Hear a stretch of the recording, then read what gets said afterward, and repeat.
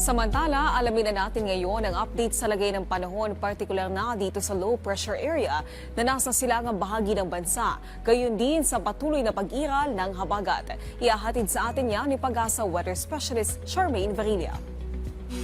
Magandang hapon sa ating lahat at sa inyo rin Ma'am Naomi at narito ang ulat sa lagay ng panahon ngayong hapon ng Martes. Kaninang alas 3 ng umaga ay huling namataan ng low pressure area sa layong 865 kilometers east o silangan ng Northern Luzon.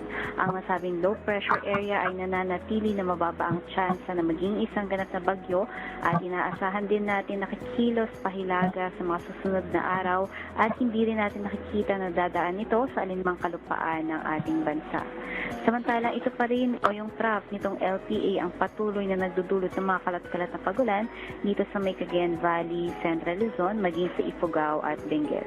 Southwest monsoon naman o hangin habagat ang siyang inaasahang makakaapekto sa may Southern Luzon, Visayas at hilagang parte pa ng Mindanao. Makararanas dito ng kalat-kalat na mga pagulan bunsod sa hangin habagat.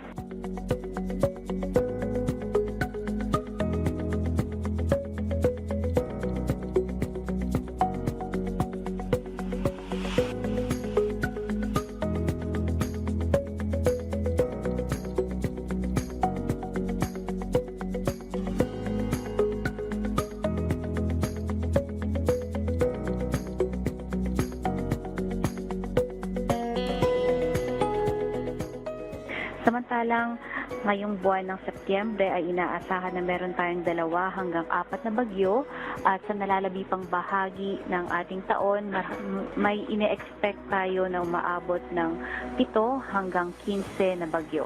Para naman po sa lagay ng ating mga dam,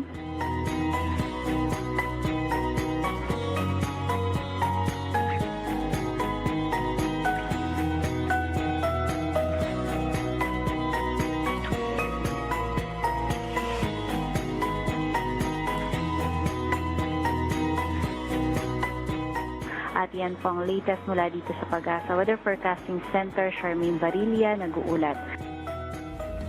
Maraming salamat Pag-asa Weather Specialist Charmaine Varilla.